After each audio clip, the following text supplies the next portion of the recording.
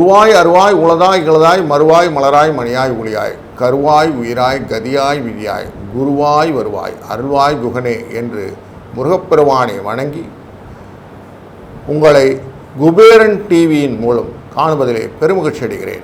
வணக்கம் நேயர்களே. பொதுவாக கிரகங்கள் பெயர்வது அப்படின்றது உண்டு. இப்போ சந்திரனானவர் 2 நாள் அப்படின்றது நமக்கு டெய்லி பெயர்ச்சியில் வருவார். மாத பெயர்ச்சி கோள்கள்னு சிலதற்கு அதில் சூரியன் பெயர்ந்து வருவார். சுக்கிரன், புதன், செவ்வாய் இவங்கெல்லாம் வருவாங்க. ஜோதிட அடிப்படையில் குஜாதி ஐவர் அப்படின்னு சொல்லுவோம். செவ்வாய், சுக்கிரன், புதன், குரு மற்றும் சனி இந்த 5 பேரும் ஒரு கூட்டாக இருப்பார்கள். இவர்கள் பெயர்வதனாலே சில முக்கிய நிகழ்வுகளை நாம் பார்க்க வேண்டியிருக்கும் அப்படிங்கிறது ஒரு கணிப்பு. ஏன்னா சந்திரன் தினமும் பெயர்வது ராசி பலன்னு தெரியும் உங்களுக்கு. மாத பலன்கள் பார்க்கும்போது சூரியன் பெயர்வதாக அமைந்துவிடும். இந்த கிரகங்கள் 5 குஜாதிகள் மாறும்போது இவர்கள் தசை நடத்தும் போதும் மாறுவதனாலும் நல்ல சில பலன்களையும் தீய சில பலன்களையும் தொடுப்பார்கள் அப்படிங்கிறது வழக்கம்.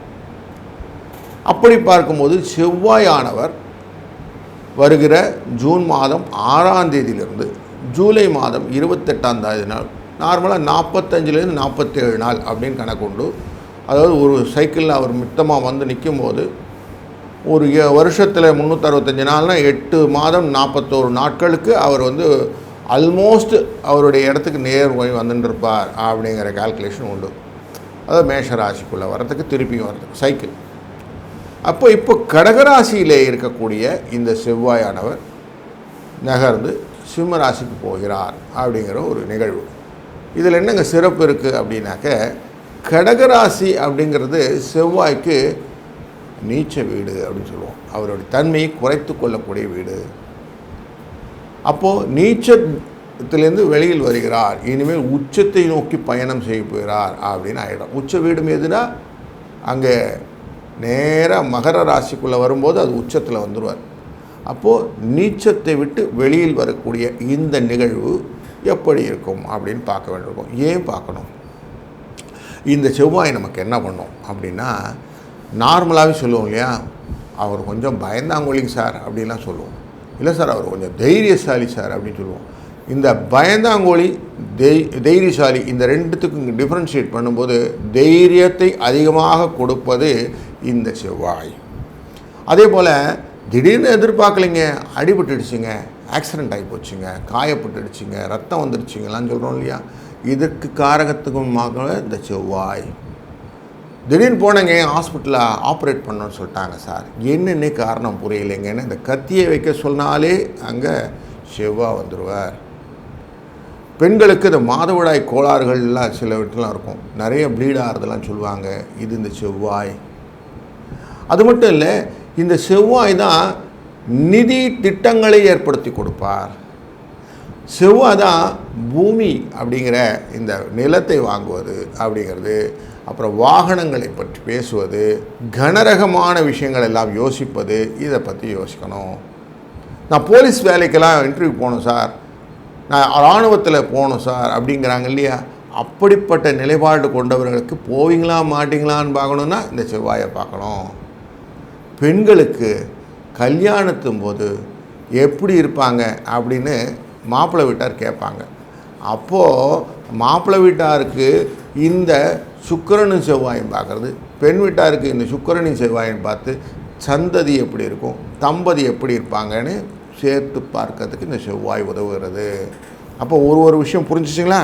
அப்போது ஒரு இடத்துலையும் நிர்வாகத்திறமை, எதையுமே ஆழ்ந்து யோசிக்கக்கூடிய தன்மை இல்லாமல் பதட்டப்படுவது, கோபப்படுவது, உடல்நிலையிலே ஒரு மாற்றங்களை கொடுத்து கொள்வது, இப்படி ஒரு நெகட்டிவ் எனர்ஜியும் வைத்திருக்கும். அப்போ உடல் சூடாயிடுச்சிங்க, ரொம்ப சூடாகி போச்சுங்க, படபடன்னு இருக்குதுங்க அப்படிலாம் சொல்லுவோம் இல்லையா, இதெல்லாம் இந்த செவ்வாயோட தன்மை. அப்போ பாருங்கள், செவ்வாயை பார்க்கணுங்கிறது எவ்வளோ முக்கியத்துவம் ஆகிடுது. அதனால தான் செவ்வாயை பார்க்குறோம். இந்த செவ்வாய்க்கு 2 வீடுன்னு சொல்லுவான். மேஷராசியும் விருச்சிக ராசியும் அவருடைய வீடு, சொந்த வீடு. அதே போல் முருகப்பெருமான் அவர் தான் நமக்கு ஃபுல்லாக நிரந்தரமான நிதர்சனமான ஒரு நல்ல கடவுள் அந்த மேஷ ராசிக்கும் விருச்சிக ராசிக்கும். இவரை வணங்கும் போது நிறைய விஷயங்கள் நல்லது நடக்கும் அப்படின்னு சொல்லுவோம். இந்த மேஷ ராசிக்குள்ளே தான் சூரியன் உச்சமாக நிற்பார் அப்படின்போம். அப்போனா வெப்பத்துக்கு வெப்பம்.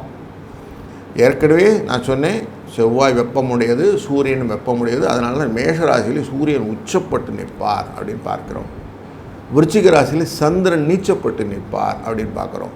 அப்போ பாருங்கள், அம்மா அப்பாவுடைய தன்மையும் இந்த செவ்வாயின் மூலியமாக பார்த்து கொள்ள முடியலாம் அப்படின்றதும், சகோதரர்கள் மூத்த சகோதரர்கள் எப்படி இருப்பாங்க, அவங்களுடைய ரிலேஷன்ஷிப் எப்படி இருக்கணும்னு இந்த செவ்வாய் சொல்லிக் கொடுக்கும். அப்படி பல விஷயத்தையும் ஒருங்கே கொண்ட இந்த செவ்வாயின் பெயர்ச்சி நமக்கு எப்படி இருக்க போகிறது என்று ஒரு ராசிக்கும் தெளிவாக விளக்கமாக காண்போம். வணக்கம் கன்னிராசி அன்பர்களே. உங்கள் ராசியின் 12ஆம் இடத்திற்கு 11 லாபத்திலிருந்து வெளியே வரார் நமக்கு செவ்வாய் பகவான். அங்காரகன், முருகனை துதிப்பவர்களுக்கு அந்த அங்காரகனுடைய தன்மை தெரியும். எதையுமே வெற்றியாக மாற்றி கொடுக்கக்கூடிய வேலை உடையவன். அதனால் வேலை அப்படின்னு சொன்ன உடனே, வேலைங்கிறது இன்னொரு வேலைன்னா நம்ம ஒர்க்குன்னு சொல்லுவோம். அப்படி வேலையும் நமக்கு கொடுக்கக்கூடியவர். நிறைய ஒர்க்கை கொடுப்பார். எப்படிலாம் ஒர்க் இருக்கும், நிறைய விஷயத்தில் இருக்கும். ஒர்க்குங்கிறது நாட் ஓன்லி இதில் போய் வேலை செய்கிறது மட்டும் இல்லை, வீட்டுக்குள்ளே செய்யக்கூடிய வேலைகள், ஒருத்தருக்காக இன்னொருத்தர் செய்யக்கூடிய வேலைகள், இப்படி நிறைய வேலைகள்லாம் இருக்கும்ல. அப்படிப்பட்ட வேலைகளிலே சில விஷயங்களிலே மெடிக்கல் ரிலேட்டடான செலவுகளையும், மெடிக்கல் ரிலேட்டட் மருத்துவ தொடர்பு அப்படின்னு சொல்லக்கூடிய விஷயங்களில் செலவுகளையும், மருத்துவ தொடர்பான நிகழ்வுகளையும் ஏற்படுத்தக்கூடிய ஒரு மாற்றத்தை கொண்டு வருவார். ஏன்னா வீண் விரயம் அப்படிங்கிறது தான் 12ஆம் இடம் பேர். அங்கிட்டு வரார். அங்கே கேது அப்படிங்கிறதோடு உட்கார. கேதுனாலே நமக்கு தெரியும் மருத்துவம்னு ஆகிடும். இந்த ராகு கேது அப்படிங்கிறது இந்த இப்போ கரண்ட் சினாரியோவில் கும்பம் சிம்மம் அப்படிங்கிற இடத்துக்குள்ளார இந்த ராகு கேது இருக்கிறதுனால மற்ற எல்லா கிரகங்களும் இந்த கிரகமாலை அப்படிங்கிற விஷயத்துக்குள்ளே மாட்டிக்கிச்சு. அப்போ இவங்க சொல்கிறதான் நம்ம கேட்டாகணும். பாம்பு கிரகங்கள் சொன்னது தான் கேட்டாகணும். சந்திரன் மட்டும் கொஞ்சம் வெளியில் சுற்றிட்டு வருவார். மற்ற எல்லோரும் இப்படி தான் இருப்பாங்க. அன்டில் அதர்வைஸ் இந்த சிம்மத்தை உடைச்சி செவ்வாய் வெளியில் வருவார் முதல்ல, அப்புறம் ஒவ்வொருத்தராக வெளியில் வர ஆரம்பிப்பாங்க. சூரியன் வருவார், அப்படி வர ஆரம்பிப்பாங்க. ஆனாலும் இந்த குருவும் சனியும் வருவதற்கு காலகட்டம் ஆகும். அதனால் இவங்க 2 பேரும் எப்படி மாட்டிட்டாங்க. இந்த சூழ்நிலையில் எப்படி இருக்க போகிறோம் அப்படின்னாக்கா, இந்த செவ்வாய் வெளியில் வந்தவர் செலவு வைப்பாருன்னு பார்த்தோம். என்ன மாதிரி செலவு? தேவையற்ற பூமி ரிலேட்டடான செலவுகள். சொத்துக்களில் நீங்கள் வாங்குகிற போது வில்லங்குகள் பார்த்து வாங்காதனால் வந்த கேஸ் விஷயங்கள்லாம் வர ஆரம்பிக்கும்.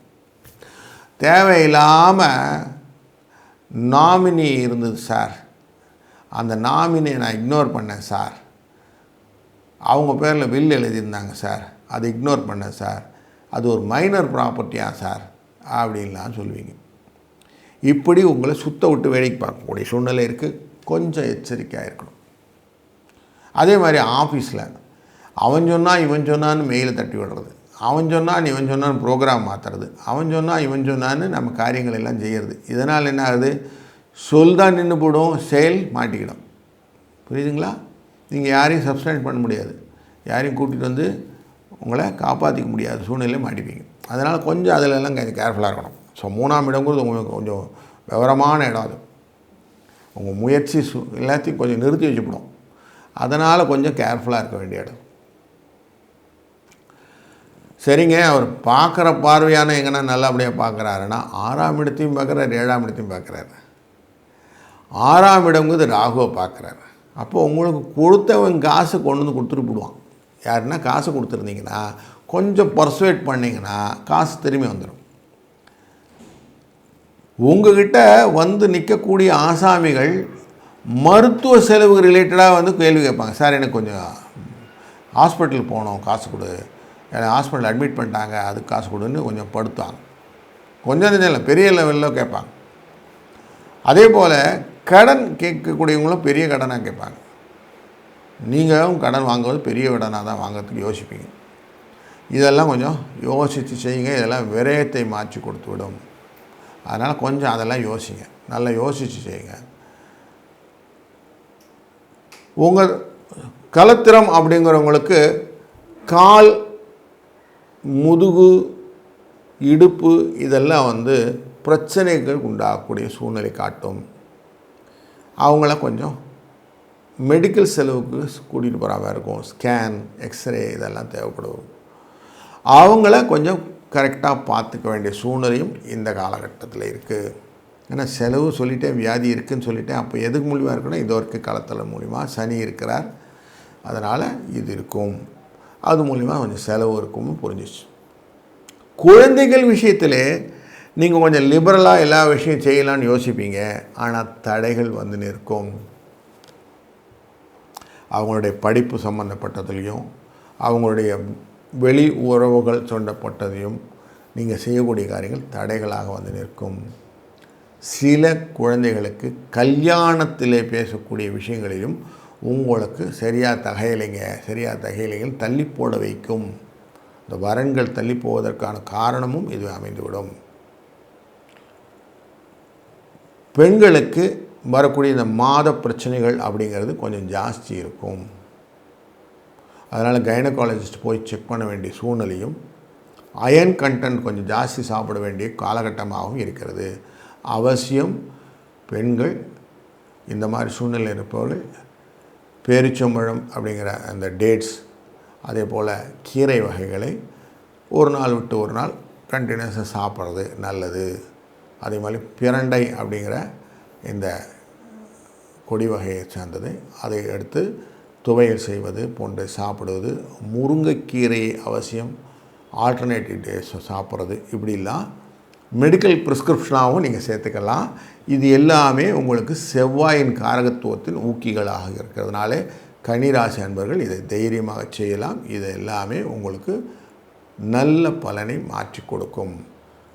நார்மலாக பார்த்துருப்போங்க இல்லையா, சுவாமிகள்லாம் பவழ மாலை போட்டிருப்பாங்க. ஏன் பவழ மாலை போடுறாங்க? பவழத்தில் என்ன இருக்குதுன்னா, பவழம் இரத்த சுத்தியை கொடுக்கும். இந்த ப்ரெஷர்லாம் வருதுங்களே, பிளட் ப்ரெஷர், அதெல்லாம் குறைத்து கொடுக்கும் அப்படின்னு சொல்லுவாங்க. அப்போது இந்த கன்னிராசி அன்பர்கள் பவழ மாலையை போட்டுக்கொள்வதும் ஒரு பரிகாரமாக அமைகிறது. இதை மனசில் வச்சுக்கோங்க. ஏன்னா பதட்டங்கள் நிறைய வரக்கூடிய சூழ்நிலை இருப்பதனால இதை மனசில் வச்சுக்கணும். ஏன்னா அடுத்தது உங்கள் ராசிக்குள்ளே தான் வரப்போகிறாரு. இப்படி அடுத்த 28 ஜூலைக்கு அப்புறம் உங்கள் ராசிக்குள்ளே வந்துடுவார். அப்போ இப்போவுமே ப்ரிப்பேர் ஆகிடுறது நல்லதானுங்களே, அதுதான் இப்போ சொல்லி கொடுத்துட்ருக்குறேன்.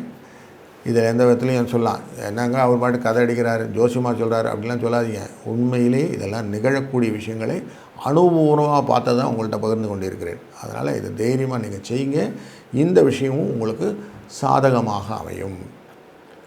வெளி ஊர்களுக்கு செல்லும்போது கண்ட உணவை சாப்பிடாதீங்க. அதனால் வரக்கூடிய உணவு அந்த இது சொல்லுவோம் இல்லையா, ஃபுட் பாய்சன் அப்படின்னு சொல்லிட்டு, அந்த விஷயத்தில் கொஞ்சம் எச்சரிக்கையாக இருங்க. முடிந்த வரைக்கும் நீர் ஆகாரங்களை சாப்பிடுவது நல்லது. அது உடல் சூட்டையும் குறைக்கும், உங்களுக்கு நல்லது. செலவுகளை கட்டுப்படுத்துறதுக்கான வாய்ப்புகளை கொடுத்துவிடும் அப்படிங்கிற ஒரு செய்தியும் நாங்கள் எடுத்துக்கோங்க.